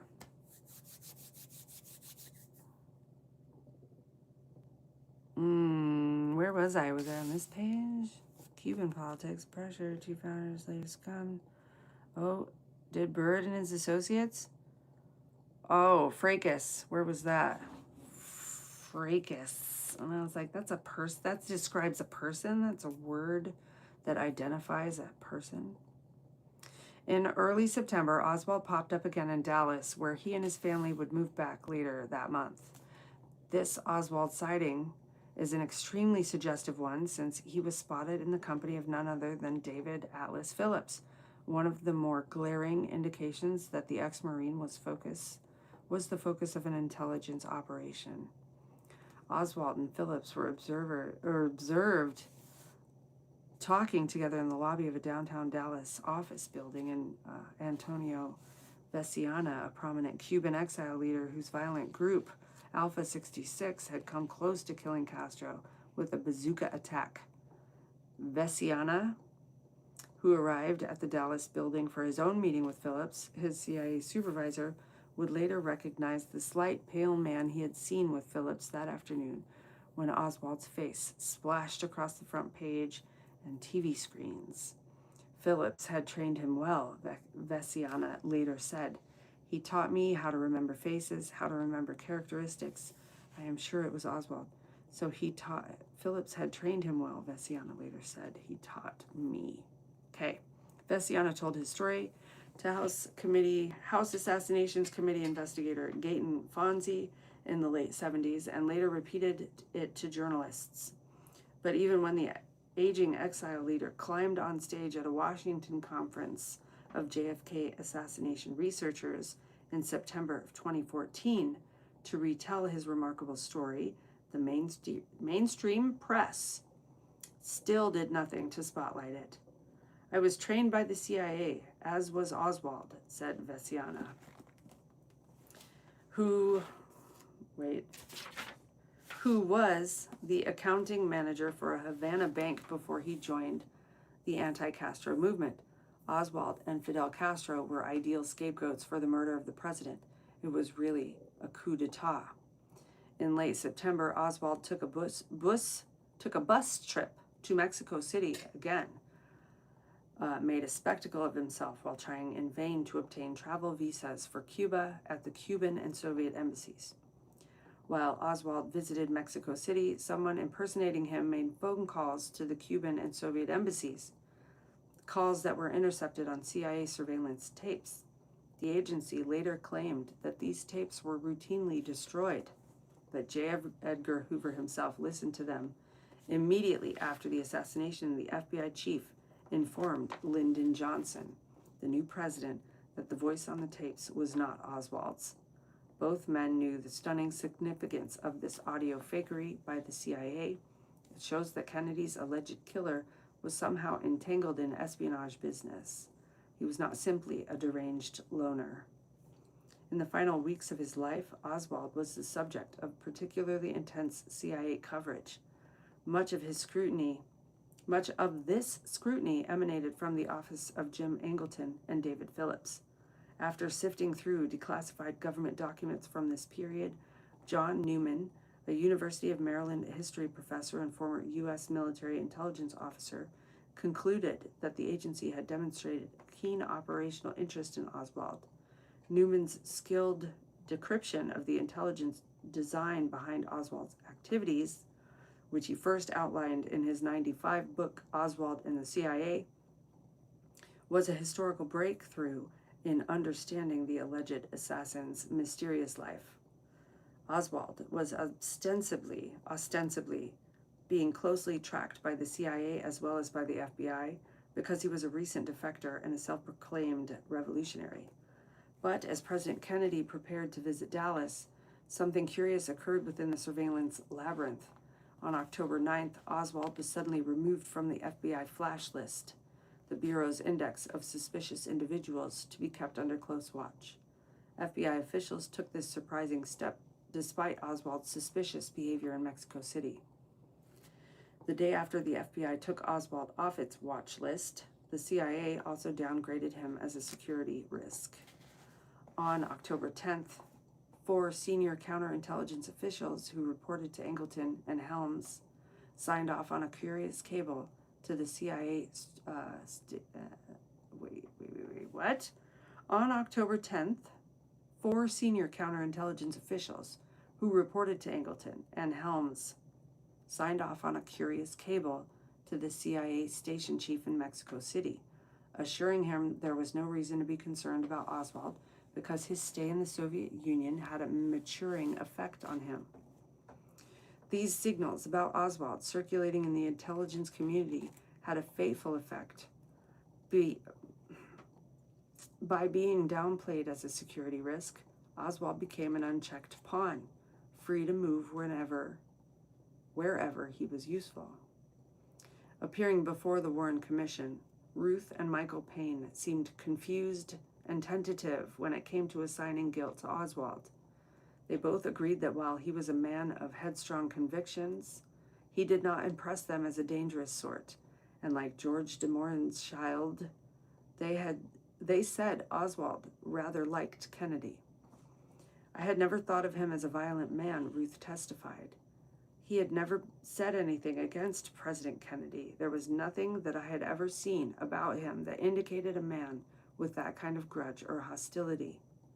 Michael, a lean man with sensitive eyes and a soft, watery demeanor, seemed particularly at sea when he tried to make sense of Oswald.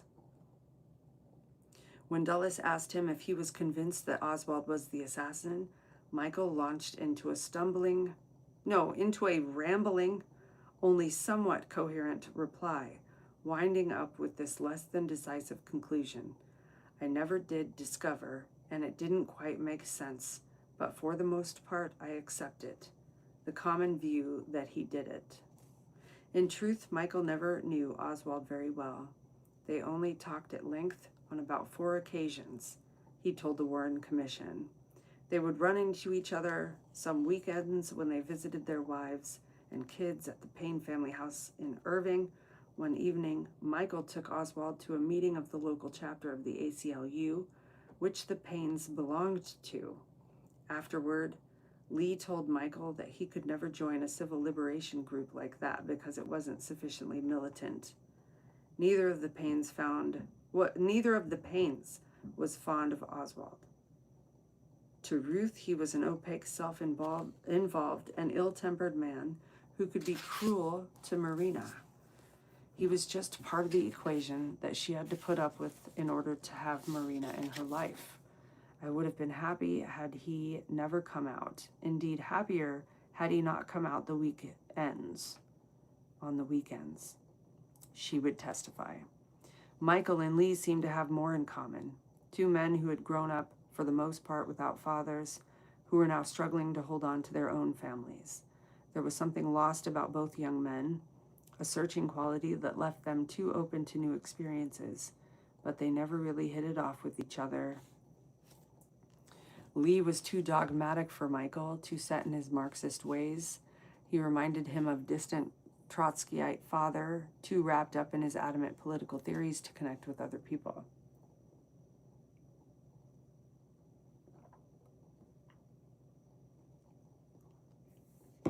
Okay, apart from providing a few suspicious, circumstantial details, this was the Paynes' main contribution to establishing Oswald's guilt. Guided primarily by Warren Commission lawyers, Albert Jenner and Wesley Liebeler, as well as by Dulles, the couple painted a portrait of Oswald as a grim subversive. But the Paynes also confirmed Oswald's guilt by just being themselves. There were 2 left-wing oddballs. Their appearance before the panel seemed to signify a man and a woman with peculiar and vaguely seditious family pedigrees. They were just the type whom you would expect to unwittingly harbor oh my God, here it is. And here we go. We're gonna zen out. I lost the sentence now. They were just the type whom you would expect to unwittingly harbor a dangerous man like Oswald. In their immaculate innocence, the Paynes played right into the hands of those who were manipulating Oswald. The Paynes reunited for a time after the assassination, but later divorced. In old age, they now live in the same Quaker retirement compound north of San Francisco, connected by the bonds of time. Not long ago, Michael sat down for an interview at the nearby commune where their middle-aged son Christopher and 24 or so others live, a ramshackle collection of cottages in a green gulch near the Russian River that Ruth calls a latter-day hippie ranch. Sitting on a lumpy couch in one of the cottages, the retired engineer came across as boyishly charming and given to whimsical ideas, an innocent, as Ruth described him. While serving with the Army in the Korean War, Michael mentioned at one point during the afternoon, I thought of going over to the other side and saying to the Chinese, we don't have to fight like this, but I thought I'd be blown up if I did. I also thought it would be unlikely I could find someone I could talk to, and they'd put me in a concentration camp. I prefer democracy, but I thought communism for China was an appropriate thing. They needed to all go in the same direction. This is the sort of idiosyncratic thinking that might well have made Michael Paine stand out to someone like Dulles. The Paines seemed to grow more convinced of Oswald's guilt over time, but nowadays Michael's not as cocksure as Ruth. As he talked about those ancient, catastrophic days, he seemed bewildered, like someone trying to explain a collision he had survived long ago. He still wavered back and forth, just as he did with the Warren Commission. Oswald wanted to overthrow something, the enemies, capitalists, the oppressors. He wanted action, and you had to be tough, brutal. But then again, he liked Kennedy. Oh, he did. He said, JFK is my favorite president. Michael Paine still does not know what to think, but perhaps, like the rest of the country, he's found a kind of comfort in his confusion. That's a sentence. He found a kind of comfort in his confusion. That's how I feel about the remaining stragglers who cling to the two-party system, the lefts and the rights.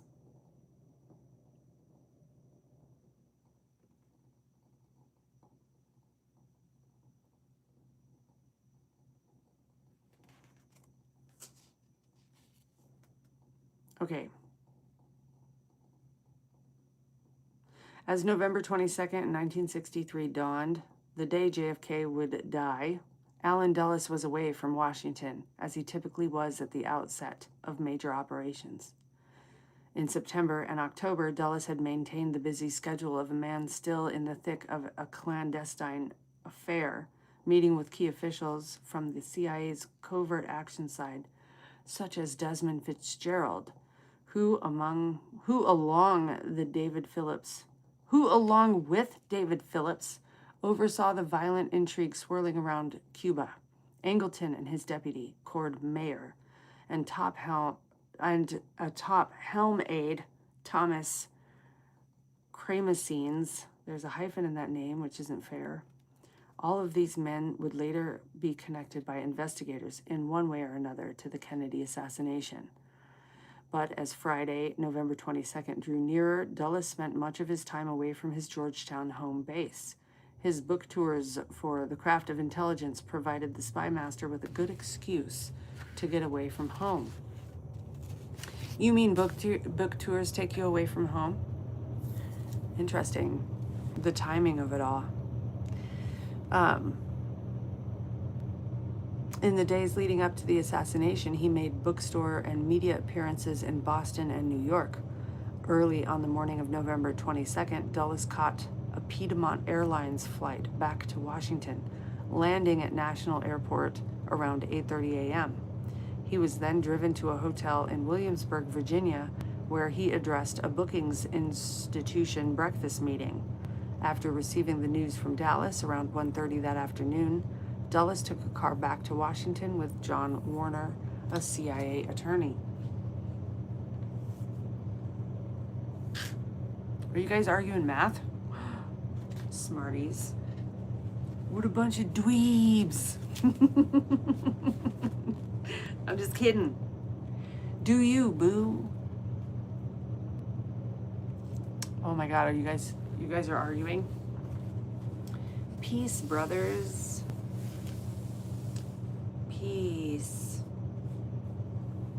Math makes me argue with my kids also. It's a contentious subject. All right. The CIA attorney. But according to Dulles' date book, he did not spend the evening at home in Washington. He headed back to northern Virginia countryside, where he would spend the entire weekend at a top-secret CIA facility known officially as Camp Peary. Perry? P-E-A-R-Y, Peary. But within the agency as the farm. At the time of the Kennedy assassination, Dulles had no formal role in government. As far as the public knew, he was a figure of the legendary past, a graying gentleman who supplemented his civil service pension by recycling colorful espionage tales of yesteryear and by delivering sobering Cold War speeches. But the farm was not a club for CIA retirees. It was a bustling, clandestine center that Dulles himself had inaugurated soon after taking over as CIA chief, and it served a variety of tightly guarded functions. Before the CIA took over Camp Peary, a sprawling compound in the densely wooded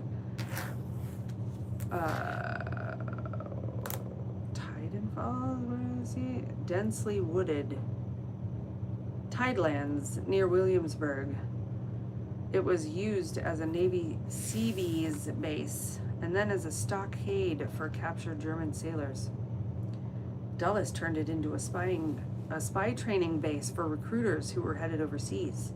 According to former CIA agent Philip Agee and Victor Marchetti, among the well-trained professionals turned out by the farm were skilled assassins. The facility was also what would later be termed a black site, a secure location where enemy captives and suspicious defectors were subjected to extreme interrogation methods. As CIA director, Dulles had built himself a comfortable home at the farm. Years later, consultants like Chalmers Johnson and Asian affairs expert. He was an Asian affairs expert who became a scorching critic of the U.S. empire, would be housed there during agency conferences. Johnson recalled the retired spy master's well-stocked library, which, as of late 1967, still contained the latest CIA reports, intelligence estimates, and classified journals. The farm was basically an alternate CIA headquarters from where Dulles would direct ops, said former congressional investigator Dan Hardway. This is the CIA's command post where the retired Dulles situated himself from Friday, November 22nd through Sunday, November 24th, a highly eventful weekend during which Oswald was arrested and questioned by Dallas police. Kennedy's body was flown back to Washington and subjected to an autopsy riddled with irregularities, as Oswald was gunned down at the basement of the Dallas police station by a shady nightclub owner. So all the things that Ruth helped with, getting him into the job, her being put in touch with certain neighbors who suggested the job, all of that orchestration, on a macro level, who knows? But in Utah, all the new people, the leadership of the hospital, the coroner, the governor, right? Cox, was he something about the local politics, state level politics. Candace went over that. Was that today or yesterday? Talking about all the new people. It seemed like they were all just put into place. They were all ducks being put in a row.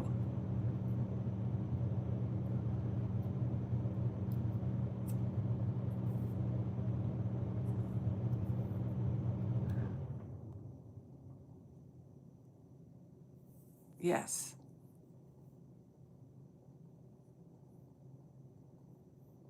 Whoa, no kidding. Federal land holding, same as Nevada.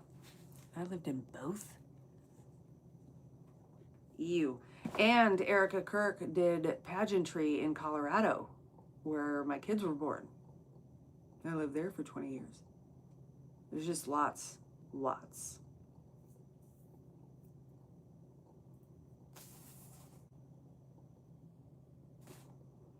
All right. Kennedy's body was flown back. Oswald was gunned down. Oh, yeah. Okay, his body was flown back to Washington and subjected to the autopsy riddled with irregularities, and Oswald was gunned down in the basement of a Dallas police station by a shady nightclub owner. Is that who did it? Or was it Jack Rubenstein?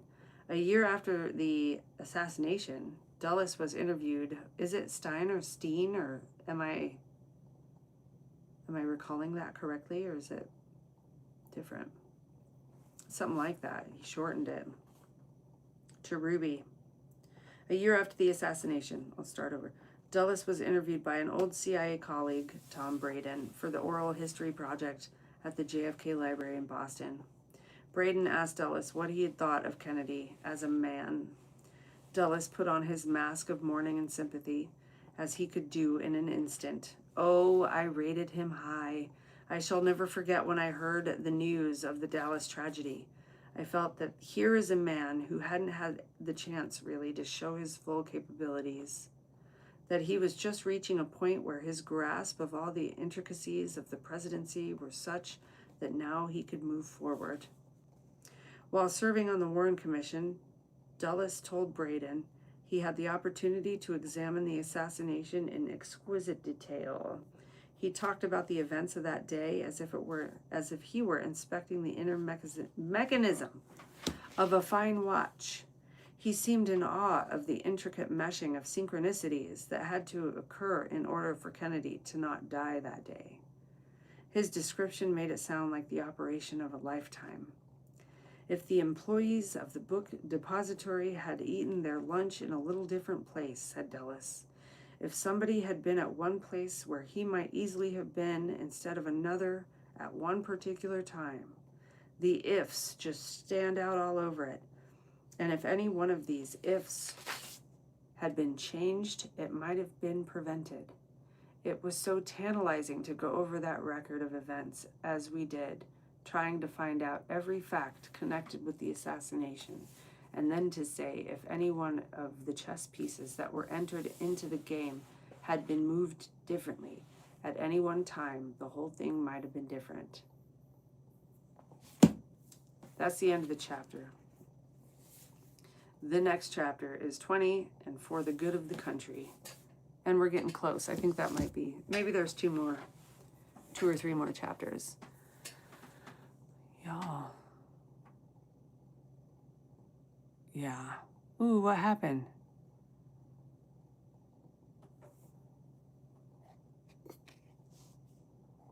Yeah. Should I go back and like watch you guys fight for a while? Or I wonder, I don't mean to be reductive too, if you guys were.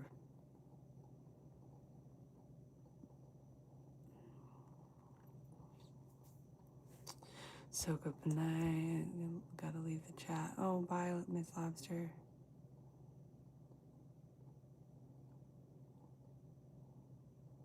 Oh, missed my point about 33. Lennon killed on Jim Morrison's birthday, yeah. Which was the day I got sober. I was spiraled. After I lived in Utah, there was a significant event. I had a kiddo, and he was, I was 17, and I put him up for adoption. And I came to find out after the fact that Utah was a hub for adopting babies. And when I went for prenatal care, was never provided any kind of prenatal care. And it was just discouragement. This is what you should do. I was already frightened. I didn't know much. And I certainly wasn't being encouraged, like, you can do this. It was, there's all these families that need babies or that need, you know what I mean? They really desperately can't have children and want to. So anyway, it did feel very much like I was pushed into the factory of adoption, I guess. Placement. Anyway, and so that is another tie, why Utah is so significant for me, and why child trafficking and however that presents, I think, discouraging naive young girls from raising their children is part of that. And I mean, my kiddo was adopted by some really great people, luckily. And he's doing great. In fact, he was married recently, and he's just grown into such a beautiful human. But I feel like maybe if I wasn't in Utah, it wouldn't have gone down that way. And my story would be very different. But, oh, you're still here. I'm so glad they pushed for adoption so bad. Yeah. And it's crazy. I see so many signs out here in my new residence, my new hometown, my home base, for foster families. Like, it's kind of unsettling. Almost every other billboard is like, you know, you should foster kids. No, no, no, no. I got sober December 8th of 2008, 2007. I ended up, it was a really bad situation. I ended up lost. It was snowing in Denver, and I was walking, trying to find my way home. And I remember seeing the skyline from every angle throughout the night, like coming in and out of blackout. And I ended up waking up with like a half-inch of snow on me, laying half on a sidewalk and half off, literally in the gutter. I couldn't feel my legs, and I just got up and walked, beelined it home like I knew where I was going. It felt definitely like divine intervention. It was my first kind of encounter like that, where my body kind of animated. It's not, I had other spooky encounters, but this one was prolific. And it was probably 6 in the morning in Denver, and there wasn't another soul out and about. And I just, you know, I was just torso like floating. I couldn't feel my arms or legs. It was so cold. I was wearing like Chuck tees and and holy jeans and a little bitty shirt. You know, I wasn't expecting snow, which is common in Denver, especially in December. But like, it can go from a nice warm day to snowing at night. Anyway, I crossed one of the major freeways on foot. Like, it was a gnarly situation. And then I got sober. And then the apartment I was living in at the time flooded while I was in rehab because that was part of it. And it was also the day that Dimebag got murdered. And I shared that. Yes, those unexplainable experiences are Miss Skeeto. Thank you for that. Oh my God, it's 2 in the morning. How long have we been going? 112 minutes? Yeah. Yes. So, yep, Saint Dime. I love drawing the comparisons, or the parallels, or like the synchronicities. So the same day that Dime died, December 8th, and I had a pink CFH put on the back of my neck tattoo, sort of to commemorate.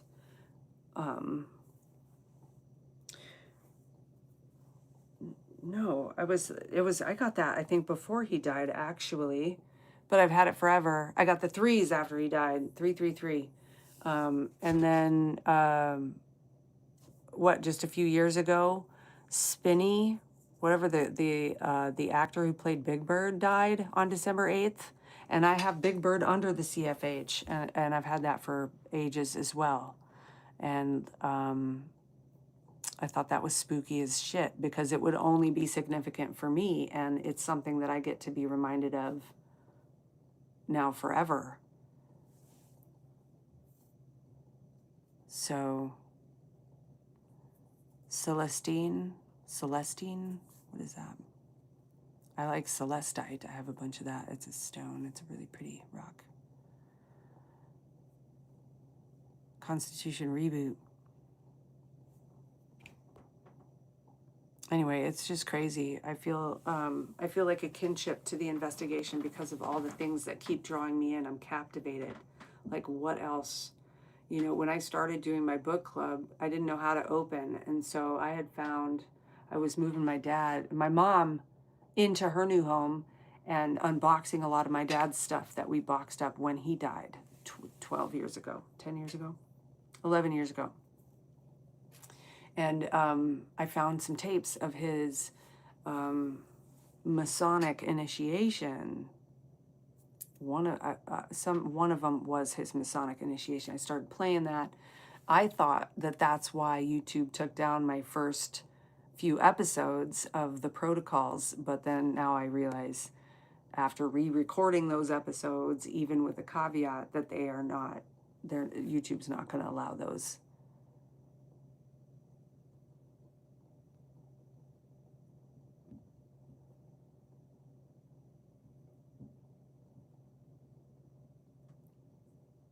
Dime bag with Floyd Rose.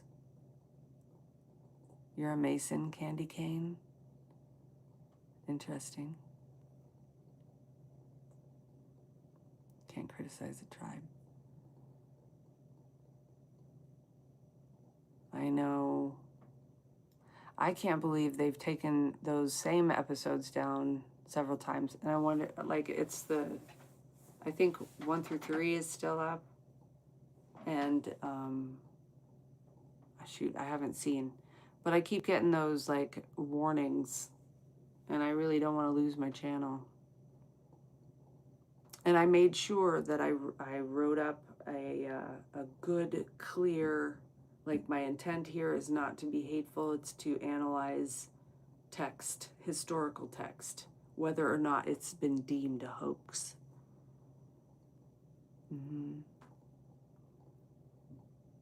Yeah. I know it. And I know, listen, I know the majority of people who, if you want to know a Mason, ask him, or if you want to know about it, ask one. Whatever I know there's a phrase, I had a friend. Anyway, but I know the majority of people who go into the Masons are seeking fellowship and guidance and leadership and community and so forth. But it's those in the highest echelon. Like, one of the books on the list is a book that Candace did on one of her book clubs. It's the Secret Founding of the United States or something like that, or the Secret Found. But it's the story of the Masons and how they built our country. Freeman Mason. I became a better dad from being a Mason. I don't know if that's the case for everyone, but yeah. Mine didn't, I don't think. But I think once he got up to a certain level, he got spooked. He got spooked. Yeah. Do you have a rad Bible? Do you have a rad Mason Bible? Like your grandfather's or something? I joined the Rosicrucians because I wanted to know what my dad experienced as a Mason. And I know that the Rosicrucians was kind of, I don't want to say it's the Masonic origin story. But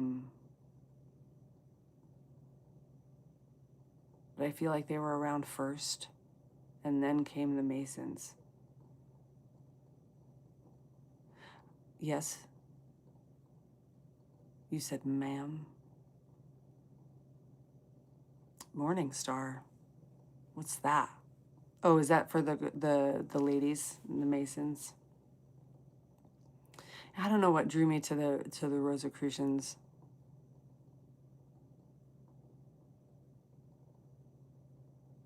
Yeah.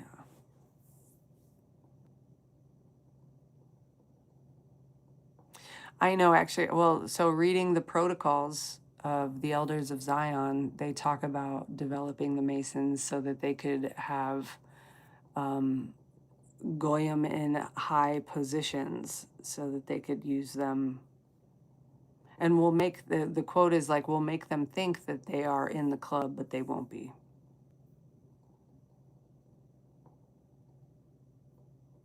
Yeah. It's interesting what you instinctively, what drives you away or towards family tradition.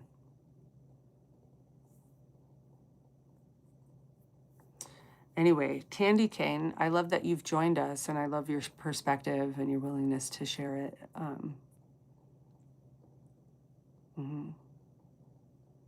Yeah. And I have a feeling the Masons date back. I wonder about it because Tartaria and all those buildings and the way that they're like hammer and chisel carved out all these intricate cathedrals and so forth, when it looks like there's laser technology from back in the day, you know. Laser technology, or even something like telekinetic.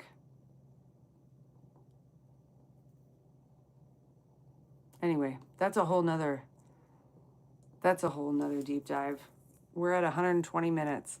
Do you remember that MTV2 show, 120 Minutes, with that bald guy? What was his name? But they did music. Anybody?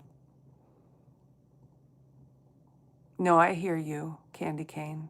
He said, I'm not saying that the Masons are a good organization or anything like that. I'm just saying it's helped you. Yeah. And I do believe that. I believe that the local fellowship levels, it's got to be a positive, I think.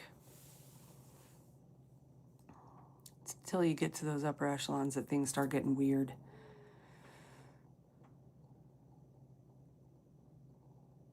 No, it's not lasers. I mean, there's one place in, is it in,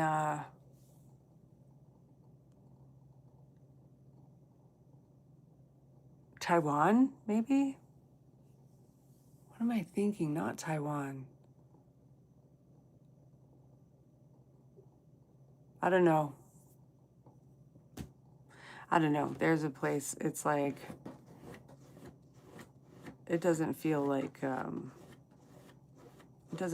it's a hammer and chisel. Shit, I'm trying to think of the stinking, like, people go there and behave badly, and they're known for the lady boys.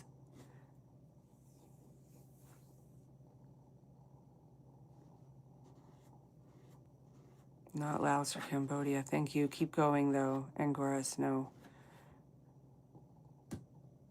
No. Is it start with a T? Afghanistan. No, that's poppies. No, it's Asian, I think.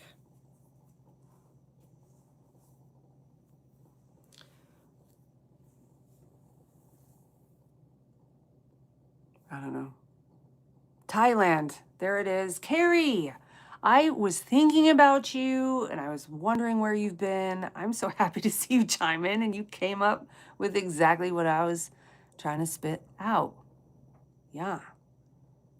Goblet teke. Graham Hancock is an author I've read a bunch as well. Thailand, I know.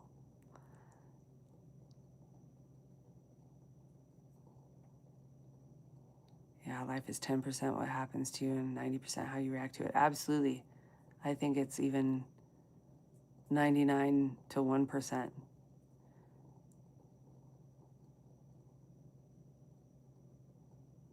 Were you in the military? Candy Cane, what's your name? I'd love to know what your name is, and I invite you to keep coming and hanging out with us. Arthristic Gaming. Aw, thanks. Sweet talker. Said I look like a 50-year-old man with long hair. Oh, maybe it's time. Arthritic Gaming. Arthritis Gaming. Y2K. Thank you, Allie. Yeah. You're not in control of anything but your ability to respond. In other words, your responsibility. Yep, and that's what I teach my kids.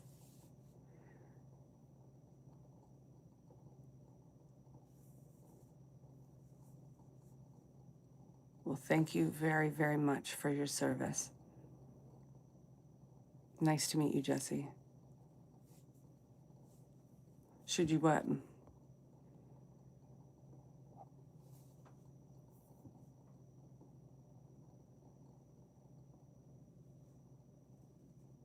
Oh, stop.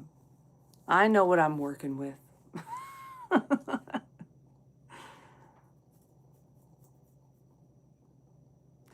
All right, y'all, I'm going to bed. I started out tired. I guess I kind of woke up, found my stride a bit.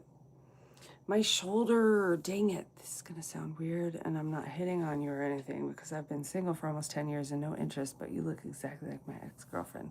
I hope that she was not the worst. I'll just say that.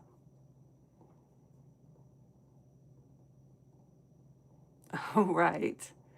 Get at her. I guess it's time to go. Love you guys. Thanks for being here with me.